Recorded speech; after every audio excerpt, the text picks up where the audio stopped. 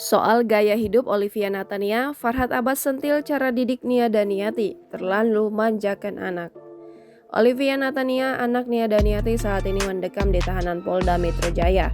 Sebelumnya, ia ditetapkan sebagai tersangka atas kasus penipuan rekrutmen CPNS yang belakangan ini menghebohkan karena korbannya ratusan.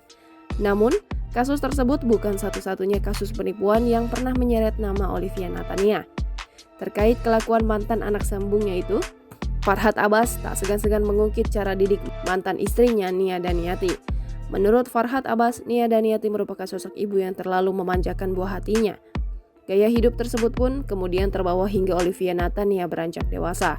Sementara itu, Farhad Abbas juga menerangkan kondisi putranya, Angga, yang kini berada di bawah pengasuhan Nia Daniati.